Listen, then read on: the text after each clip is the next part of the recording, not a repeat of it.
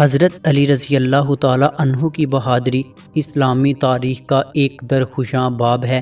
ان کی بہادری کے بے شمار واقعات ہیں جو جنگوں، میدان عمل اور روزمرہ زندگی میں ظاہر ہوئے۔ جنگ بدر اسلام کی پہلی بڑی جنگ تھی جس میں مسلمانوں کی تعداد کم تھی اور کافر لشکر بہت بڑا تھا۔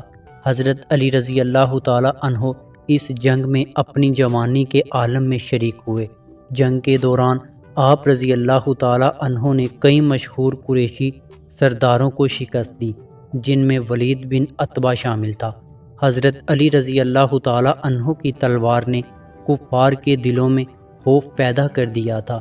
ان کی بہادری اور جنگی مہارت نے مسلمانوں کو حوصلہ دیا۔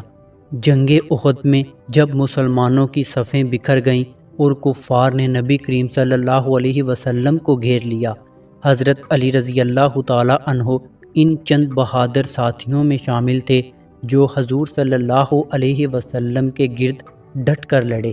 آپ رضی اللہ تعالیٰ عنہ نے دشمن کے کئی حملے ناکام بنائے اور ثابت قدم رہے، یہاں تک کہ کفار کو پیچھے ہٹنا پڑا۔ جنگ خندق میں قریش اور ان کے اتحادیوں نے مدینہ کا محاصرہ کیا تھا۔ اس دوران ایک مشہور قریشی جنگجو عمرو بن عدود خندق پار کر کے مسلمانوں کو مبارزت کا چیلنج دینے لگا۔ وہ ایک انتہائی ماہر جنگجو تھا جس سے مقابلہ کرنے سے اکثر لوگ خوف کھاتے تھے۔ حضرت علی رضی اللہ تعالیٰ عنہ نے اس کا چیلنج قبول کیا اور میدان میں اترے۔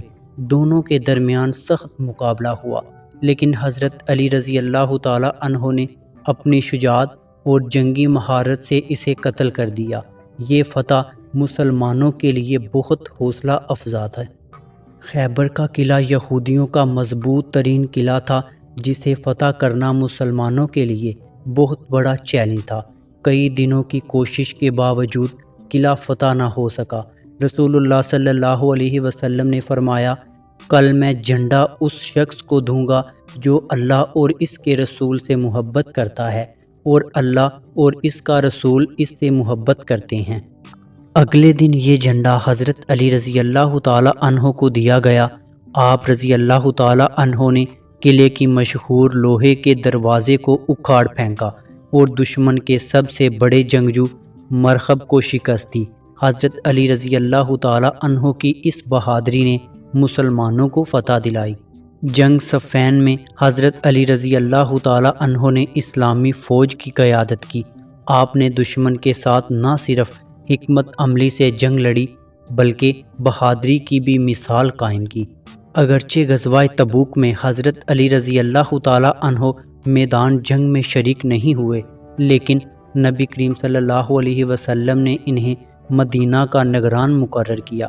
یہ ایک اہم ذمہ داری تھی اور اس نے حضرت علی رضی اللہ تعالیٰ عنہ کی قیادت اور بہادری پر نبی کریم صلی اللہ علیہ وسلم کے اعتماد کو ظاہر کیا۔ حضرت علی رضی اللہ تعالیٰ عنہ کی بہادری صرف جنگوں تک محدود نہیں تھی، ان کی اخلاقی بہادری بھی بے مثال تھی۔ وہ ہمیشہ مظلوم کا ساتھ دیتے، ظالم کے خلاف کھڑے ہوتے اور حق بات کہنے سے کبھی نہ گھبراتے تھے۔ حضرت علی رضی اللہ تعالیٰ عنہ کی بہادری جسمانی طاقت کے ساتھ ساتھ ان کے ایمان، حق پرستی اور انصاف پسندی کا مظہر تھی۔ ان کے کارنامے آج بھی لوگوں کو حوصلہ اور رہنمائی فراہم کرتے ہیں۔